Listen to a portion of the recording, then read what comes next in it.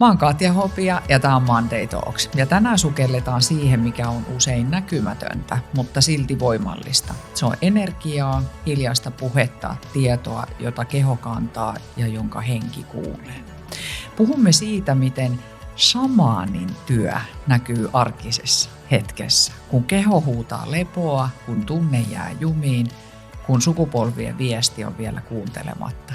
Puhumme siitä, miten hengen kutsu saattaa tulla kuiskauksena tai kolauksena ja miten tärkeää olla valmis kuulemaan. Tänään puhumme rohkeudesta astua hämärään, luottaa näkymättömään ja löytää se valo, jota emme alun pitäen nähneet, mutta jonka olemme saaneet kantaa itse asiassa aina mukanamme. Vieraana on tänään Mari Rajamäki, tunnevyöhyketerapeutti, kouluttaja, mutta ennen kaikkea shamaani, armi, vierellä kulkija. Hänen työtään leimaa kyky nähdä, mikä ei näy, kuulla, mitä ei kuulla ja olla mukana matkassa silloin, kun ihminen astuu uuteen. Vaikka pienin askelin, mutta askelin. Mari kertoo meille tänään, mitä tarkoittaa olla armi, vierellä kulkija. Miten mennä sinne, missä sanat loppuvat, mutta keho ja hetki jatkaa puhettaan. Miten shamanilla on tehtävä, mutta hänen tehtävänsä ei ole johtaa. Se on olla kanssasi.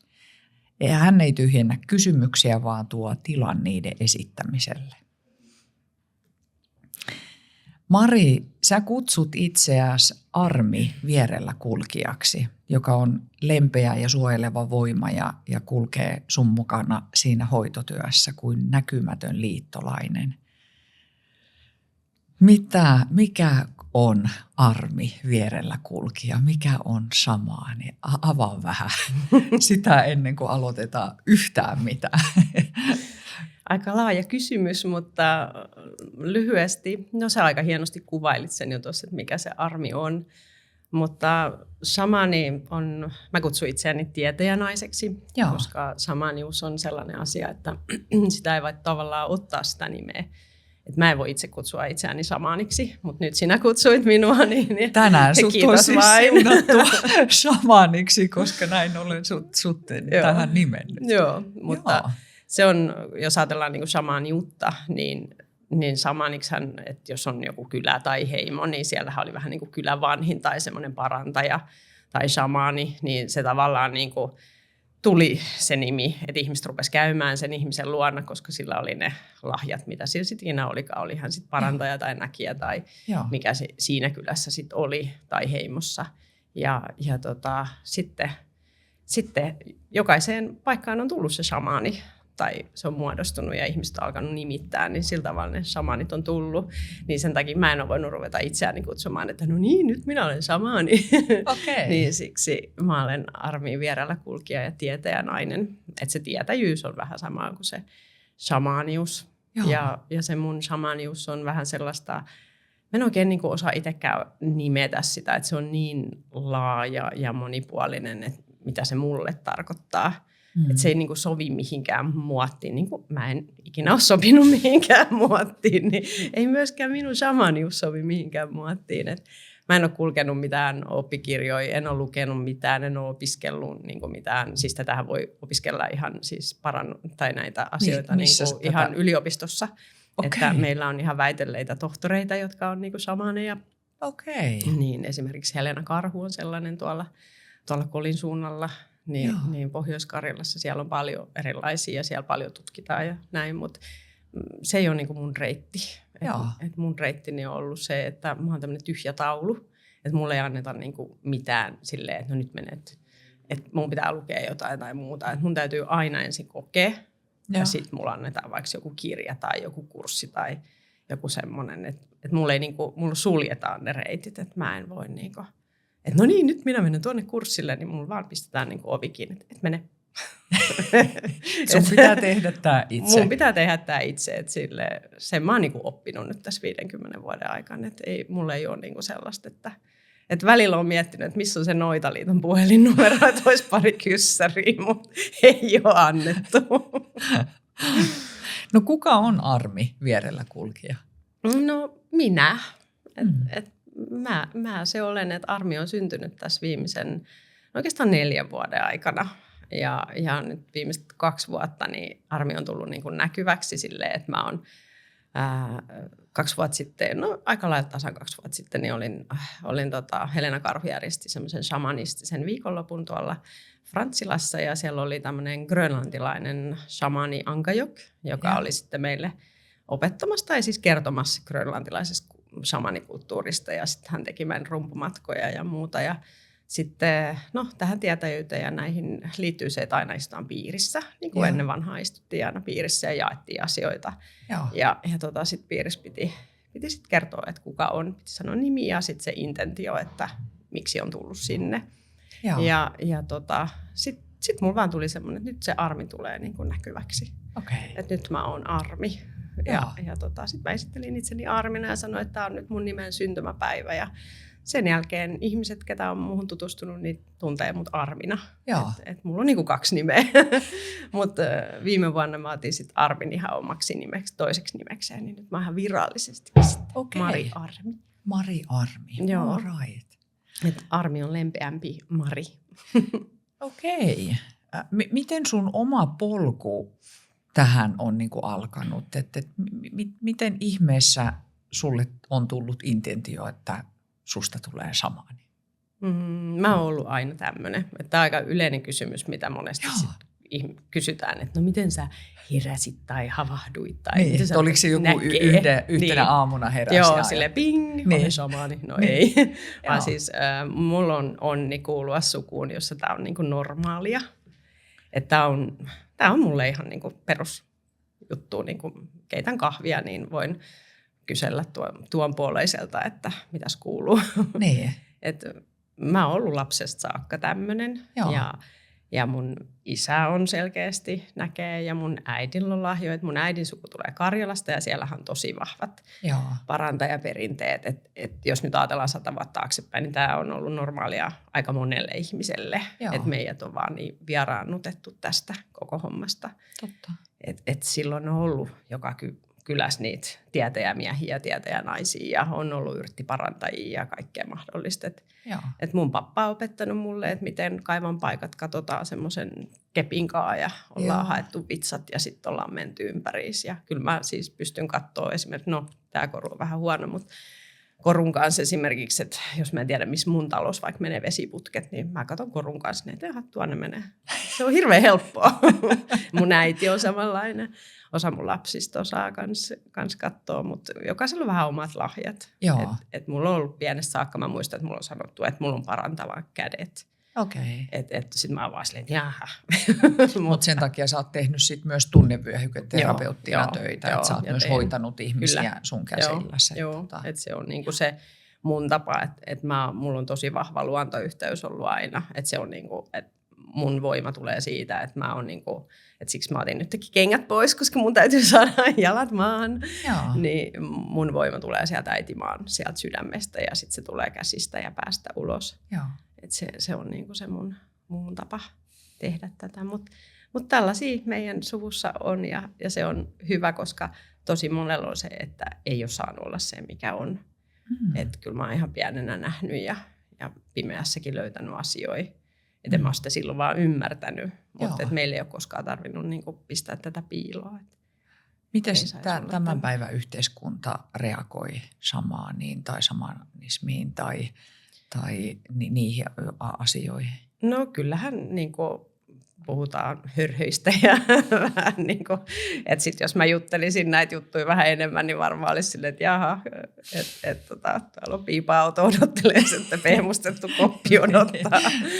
Mutta en mä tiedä, kun ei mua silleen niin kauheasti kiinnostaa, että tämä on mun juttu, mä tiedän, tämä on mulle todellisuutta, että ei se silleen niin kuin se... En mä edes niinku mieti, mitä muuta ajattelee, mutta onhan siis niinku, ja yleensä niinku luontaisala, millä mä oon nyt ollut yli 10 vuotta yrittäjänä, niin ollaanhan me semmoinen sylkykuppi. Että vaikka me niinku autetaan tosi paljon ihmisiä ja niinku tuodaan semmoisia erilaisia täydentäviä juttuja, niin ollaan me sellaista niinku syrjittyä kansaa, mutta ei se niinku mua haittaa. Ei ole koskaan haitannut. Mä en ole niinku kokenut sitä silleen, koska mä tiedän, mitä mä teen, niin ei se niinku ihan sama, mitä muut sitten ajattelee. Mitä ajattelevat, niin. Mutta mitä se tarkoittaa, että se armi on se vierellä kulkija? Että se kulkee sen toisen rinnalla, ei edellä eikä takana, vaan vierellä. Niin mikä siinä on se ajatus niin, että onko se niin, että samani ei voi koskaan johdattaa sitä ihmistä oikeaan paikkaan, vaan se voi auttaa kulkemaan siinä rinnalla, vai mikä siellä on se ajatus siinä? No just oikeastaan toi. Et se on ihan sama kuin tunnevyöhyketerapiassa, niin myös sitten tässä tietäjyydessä, niin ei me, niinku, me kysytään, mutta me ei sanota, että vaikka mä nyt näkisin niinku vastauksen vaikka sulle, niin mä sitä sulle sano, koska sun pitää itse löytää se. No, voisit kyllä ystävällisesti nyt antaa mulle pari vastausta. I take it. Anna tulla vaan. Mä mieluummin vähän tuupin sua. No, sitäkin tarvitaan, kyllä.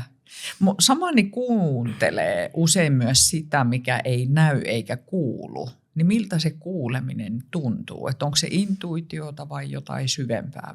Mistä osaisit sä sitä kuvata? No tätä mä mietin, kun mä luin noita kysymyksiä, että tämä on tämä kaikista vaikein, koska ihmisillä on erilaisia lahjoja ja meissä jokaisessa on niin kuin pieni tietäjä, parantaja, mikä se ikinä onkaan. Jokaisella meillä on se lahja, mutta se täytyy niin kuin itse löytää. Mä uskon siihen, että jokaisella on se. Ja se voi olla oikeastaan mikä vaan. Mutta kun on niin kuin selvä kuulo, selvä näkö, selvä tunto, selvä maku, selvä haju, että niitä aisteja on paljon. Mulla on vähän niin kuin ne kaikki. Okay. Että sitä on tosi vaikea selittää, miten näkee. Että mä vaan niin kuin näen. Joo. Et mä näen niin kuin näin, mulla voi tapahtua tuossa elokuva pyörii tuossa silmien edessä, että joo, selvä juttu. Tai sitten mä näen väreinä tai palloina tai se tosi eri tavoin. Ja sitten kun mä laitan silmät kiinni, niin sit mulla voi tuoda, että mulla monesti tuodaan niin semmoisia ihan selkeitä kuvia. Esimerkiksi jos mä hoidan vaikka asiakasta, niin sitten mulla vaan tuodaan esimerkiksi rautatiesilta tuotiin kerran. Ja sitten mä okei, sitten mä vaan kysyn asiakkaalta, että no onko sun lapsuudessa ollut rautatiesiltaa jossain niin kuin, joo, asuttiin siellä Kemitorniolla ja siinä oli sellainen rautatiesilta ja sitten hän rupesi kertoa siitä. Okei, selvä. Niin, eli sitten ne kuvat, jotka sä saat itsellesi näkyville, niin ei välttämättä aina heti kerro, että mikä merkitys sillä on, mutta sitten sen ihmisen kanssa keskustellessa niin löytyy usein sitten se vastaus sit sieltä. Et ne on tavallaan niitä mun kysymyksiä, mitä mulla annetaan, että millä mä sitten niinku asiakkaat kyselen niinku, Mutta ihmiset tulee siis sun luo, varaa sulta ajan, sitten heillä on asioita, mihin he kaipaavat jotain vastauksia, niin sitten sä olet siinä rinnalla sen matkan-aikana. Joo, tai enemmän niin kuin mä teen siellä mun hoitolassa niin just sitä tunnevyöhyketerapiaa, mutta nykyään niin kun tää on niin paljon voimistunut nyt nämä mun lahjani, niin tässä viimeisen 2 vuoden aikaan, niin nyt se on silleen, että se niin kuin sekaantuu. Tai en mä oikein pysty erottelemaan niitä, että kun mä kosken siihen ihmiseen, niin kuin yhden ihmisen kanssa esimerkiksi, niin aina tulee krokotiilit saman tien. Mä en voi koskea sun, kun ne krokotiilit tulee heti. Ja sitten mä aina nauretaan, että no niin, koske. Mitä ne krokotiilit sitten edustaa? No, ne on hänen juttuja. Joo, joo. Mutta tavallaan, että sit kun nykyään energiat on tullut niin paljon voimakkaammiksi niin kuin muillakin ihmisillä, niin sitten, että vaikka ihminen ei itse tiedä, että hänellä on lahjat, niin sitten tavallaan kun mä hoidan, niin sitten ne voi sieltä tulla ja sitten hänkin rupeaa niin kuin näkemään ja tuntemaan enemmän. Et mä oon jotenkin semmoinen niin kuin avaaja, että se on nyt jotenkin tuotu, että mä niin kuin avaan ihmisissä niin kuin sitä heidän kykyä. Heidän omaa voimaa. Niin, just sitä. Että se on ehkä se mun niin kuin missioni ja se mun sydäntehtäväni, että mä niin kuin kuljen siinä rinnalla ja vähän tuupin sinne, että no niin, nyt vähän katsele tohon suuntaan. Ja sitten se just, että ihmiset osaisivat olla siinä omassa voimassa, seistä niillä omilla jaloilla ja löytäisi se identiteetin. Niin kuin tunnevyöhyketerapiassakin se identiteetin löytyminen on niin kuin se juttu siinä. Joo. Miten samani näkee ihmisen, joka saapuu hänen luokseen? Et näet sä ensiksi sen kehoenergia vai tarina? Et miten se ihminen näyttäytyy sulle? Se on ihan kiinni tapauksesta. Niin. Niin kuin, no esimerkiksi just tuli yksi semmoinen puoltuttu Ja sitten hän tuli siihen, niin sitten mä että jaha, sä oot raskaana, sä odotat poikaa. Sitten oli, no niin onkin, mistä sä tiedät? Että tavallaan niinku, ja mä en edes niinku nähnyt, mulla vaan niinku annettiin se tieto. Että se on myös yksi semmoinen, että niinku väliin tulee semmoinen olo, että mulla vaan niinku avataan yhtäkkiä joku kirja mun päässäni, ja sitten kun mä herään aamulla, niin sitten mä oon silleen, että mistä tämä tieto tuli. Että yhtäkkiä mä tiedän jostain historia-asiasta ihan valtavasti, ja mä en ole niinku ikinä lukenut mitään. Että niitä niinku portteja availlaan. Joo. Ja sit on just niinku sitä, että voi niinku haistaa jonkun. Että mä esimerkiksi asun vanhassa talossa. Joo. Niin se entinen pappa, joka sen on rakentanut silloin 40-luvulla, niin hän oli aika pitkään siinä alussa silleen, että mä aina haistoin, että jaha, Peltolan pappa on täällä taas vähän vetänyt tupakkia. Että hän aina tuli sen tupakan tuoksun kanssa sinne. Ja sitten mä, että jaha, että niinku, onko me hoitanut tämä homma hyvin täällä? Niin. Ja sitten hän niinku katsoi, kun teki remonttia, niin sen jälkeen hän ei ole ollut. Että hän niinku selkeästi niinku hyväksyi sen. Joo. Ja sitten hänen rouvansa, niin hän oli tosi paha hajuinen parfyymi. Se oli ihan, että mitä koimyrkkyä täällä on. Että aina kun tuli eteisen, että hän oli jo lähdössä sieltä niinku pois, niin sitten se aina eteen. Mä ajattelin, hitsi ensin. Mä olin, että mikä koimyrkky, että en mä ole kyllä mitään käyttänyt. Ja sitten mä tajusin, että se on sen parfyymi, semmoinen vähän vanha mamma, semmoinen erittäin vanha parfyymi. Oi kauheeta. Kumpikin on jättänyt minut jo, että he luottavat, että osaan pitää vanhaa taloa. Ihan kaikessa arjessa ja elämässä, niin sä kuljet vähän maailmojen väliä. Että ei ole niinku sellaista, että sä meet officeen ja nyt sä olet samanin duunissa, vaan niin, että se on koko ajan sun arjessa ja elämässä mukana tavalla tai toisella. Ei sitä niin kuin saa pois. Vähän niin kuin, että kehomieli, että ethän sä voi sulkea niin kuin sun mieltä ja sitten olla vaan kehossa. Niin, sä et voi niin kuin katkaista niin kuin valoja, että nyt sulla ei ole enää tämä samanivaihe päällä. Joo, joskus se on ihan kiva, mutta ei se vaan käy niin. Joo. Mutta tarkoittaako se sun elämässä sitten jotain rituaaleja tai onko sulla jotain jokapäiväisiä asioita, mitä sä teet jotenkin vahvistaaksesi sit sitä sun omaa energiaa? Joo, kyllä mä siis teen ihan joka päivä. Tänäänkin, vaikka olen täällä Helsingissä, niin vähän eri tavalla eri paikassa, mutta mulla on koira, semmoinen paimenkoira, niin mun aamurutiinit on sitä, että mä keitän ensin puuron, sitten mä lähden koiran kanssa ulos, mä asun keskellä metsää, mulla on semmoinen pyhävuori siinä takana, niin sitten mä lähden sinne metsään ja aina kun mä menen, ihan sama missä mä menen niin kuin luontoon, niin mä aina kiitän, että mä saan tulla sinne, että mä kunnioitan sitä metsän mielekkiä ja tapioa ja sitten mä lähden sinne kävelemään ja sitten mä katson, että mitä eläimiä mä näen ensimmäisenä. Tänään mä näin mustarastaa, mikä on ihan hyvä merkki. Aha, okei. Mitä se sitten tarkoittaa? No se on vaan, tarkoittaa hyvää. Okei, ihana. Semmoinen laulurastas on siinä. Ja sitten sit mulla on siellä metsässä erilaisia semmoisia pyhiä paikkoja, kun se on aika pyhä metsä, se on aika ikimetsää. Niin mulla on siellä 2 semmoista erilaista maailmankäärmekiveä ja sitten mulla on muutamia muita paikkoja, niin sit se vähän niin kuin mut ohjataan vähän siihen, missä mun pitää tehdä ne mun aamurituaalit. Et mä menen aina sitten joko sen kiven luo ja sitten mä teen siinä, kiitän niin kuin äiti maata ja isä taivasta ja isoäiti kuuta ja isoisä aurinkoa ja sitten niillä on kaikilla omat voimat, niin sitten mä niiden kanssa siinä teen sitten omat juttuni ja sitten joskus sieltä tulee jotain muuta ja sitten mä jatkan matkaani. Saat sä sieltä sitten usein aamulla itsellesi myös jonkun viesti, että mihin tämä päivä tästä lähtee menemään tai mitä sun pitää tehdä? Tai... Joo, kyllä mä aika usein puhelen siellä itsekseni tai en tiedä kenen kanssa puhelenkaan, mutta koira on hyvä, kun se tietää, kun se on siellä vapaana siinä mettässä, niin sit se on hauska, kun se aina tietää, että nyt toi menee tuonne kivelle, sitten se tulee viereen istua. Niin. Sitten hän odottaa niin kauan, että no niin, nyt on homma hoidettu ja sitten se tulee sitten mukaan. Sitten lähdetään päivän touhuihin. Joo. Shamanin työ kuulostaa niin kuin kevyeltä valolta ja sit syvältä varjolta yhtä aikaa jotenkin. Mä en tiedä miksi, mutta mulla ehkä semmoinen jotenkin mielikuva niin kuin siitä syntyy. Niin miten sä itse tasapainoidet, niin kuin, tai pitääkö se edes paikkaansa tämä mun ajatus, ja jos on, niin miten sä tasapainoidet näiden 2 maailman välillä? No sitähän se just on, ja sitä voi ajatella, että se on myös sitä meidän henkistä polkua tai sitä ihmiseksi kasvamista, mitä jokaisen ihmisen pitäisi tehdä. Että välillä sukelletaan sinne pimeyteen, että se on vähän sitä äitikuuhommaa, että se vie meidät sinne pimeään pimeään, missä meidän täytyy tutkia itseämme ja olla rohkeita katsoa, että mitä mörköä siellä kaapissa on. Ja sitten taas se isoisä aurinko tuuppaa meitä sen valonkaan sinne, että no niin, nyt humps, anna palaa. Että se on sitä taiteilua ja välillä on tosi synkkää. Niin. Välillä se on sitten semmoista erittäin mustaa ja sitten taas plumpsahdetaan pintaan ja sitten on taas vähän köykäisempää valoa. Mutta kyllä mä enemmän siinä valossa on kuin siellä pimeässä. Joo.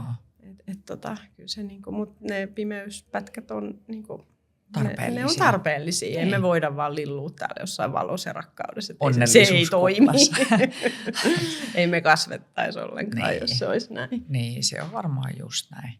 Mutta sä sanoit, että meissä jokaisessa on herkkyyttä tähän, niin onko jokaisessa pieni samaani olemassa? On sinussakin. Se on sellainen iloinen samaani. Okei, kiitos. Tämä oli hyvä. Nimi vaan puuttuu nyt vielä. Kyllä se annetaan, niin kuin mullekin annettiin toi mun nimi. Kyllä se sieltä aina tulee.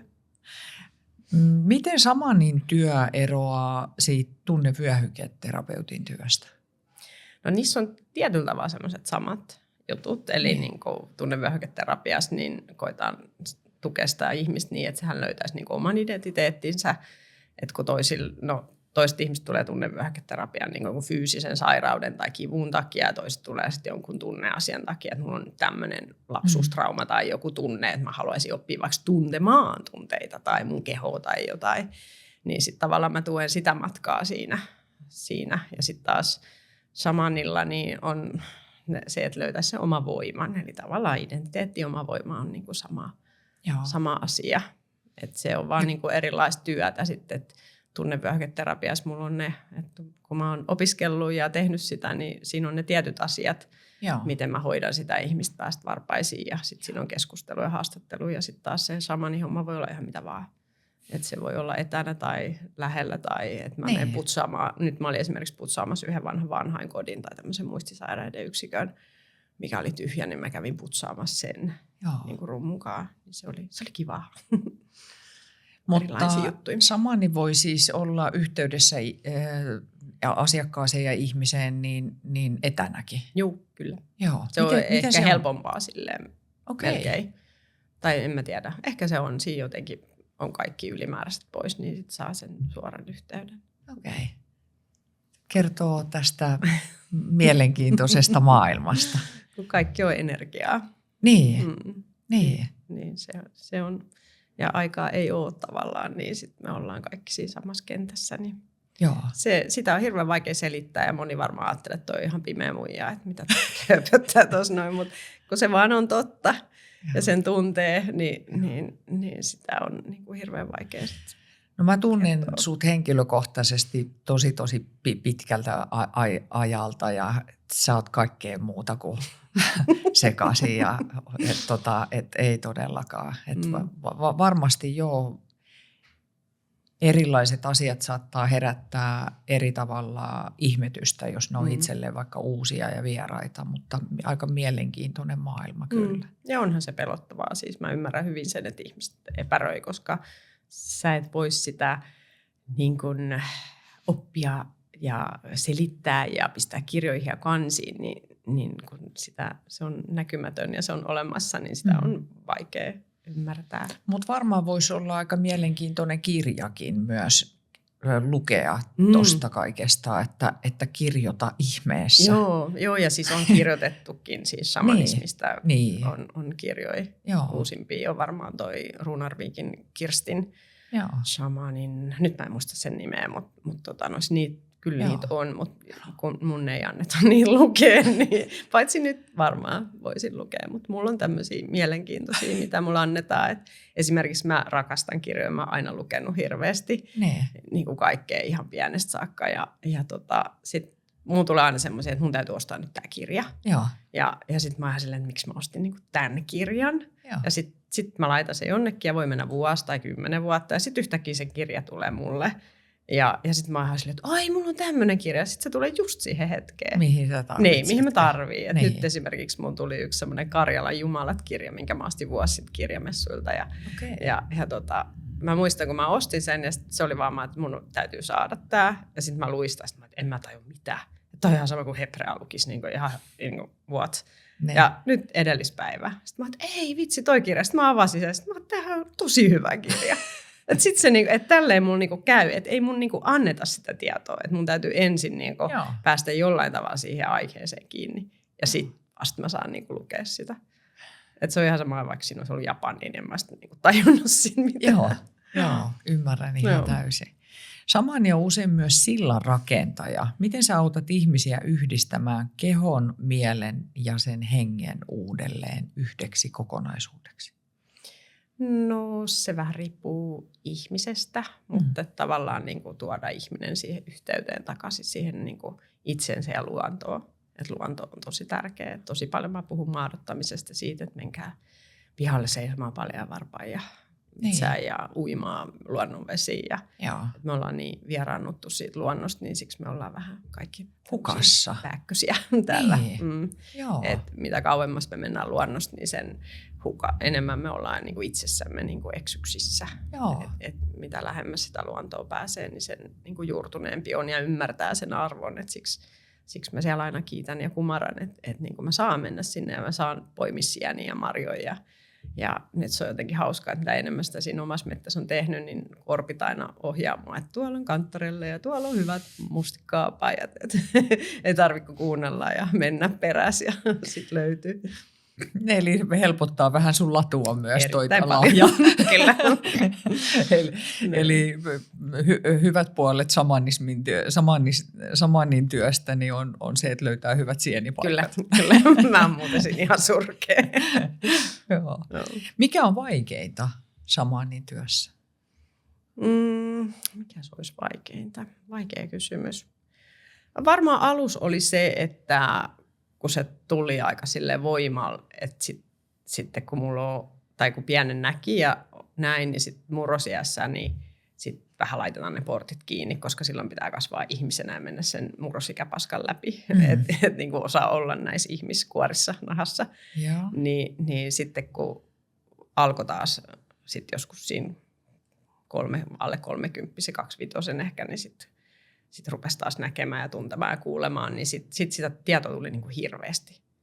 Et sitten kun se aukesi se portti, niin se oli ehkä vähän vaikea niinku erotella sitä, että mikä tulee niinku puhtaasta lähteestä. Ja koska meillä on kuitenkin täällä pimeä ja valo, niin se, että mikä on niinku oikeeta, mikä tulee niinku oikeasta lähteestä ja on sitä. Niinpä. Ja mikä tulee sieltä pimeän puolelle, niin se oli niinku ehkä silloin vaikea. Mutta nyt mä en oikein koe silleen, että olisi mikään. Onko asiakkaat oikein joskus tyytymättömiä, että oli huono vastaus, että en halunnut tällaista? Ei, kun ne tietää, että mä en anna vastauksia. Ja mä en siis niinku mä en itse usko mihinkään ennustamiseen eikä tämmöiseen, koska kun aikaa ei ole, niin se, että niinku mä voin kanavoida nyt jotain tai niinku, että voi nyt nähdä jotain tai kuulla jotain, mutta se voi olla, että se ei ole huomenna enää paikassa pitävää. Niin. Että tavallaan niinku että se on tämä hetki. Kun se on tämä hetki, niin en mä niinku silleen, että kyllä mä niinku näen tiettyjä juttuja, vaikka että jos mä niinku omasta elämästä katon, tai no mulle ei näytetä omasta elämästä yhtään mitään, mikä on tosi järsyttävää, mutta et tietyissä jutuissa niin mä niinku mulla annetaan semmoisia pieniä niinku glimpsen, semmoisia, mikä se on silmänräpäyksiä, että sit niinku niitä näytetään välillä, mutta ei nekään aina pidä paikkansa. Niin. Että tässä hetkessä täytyy elää. Ja se onkin se, missä meidän pitäisi elää. Totta.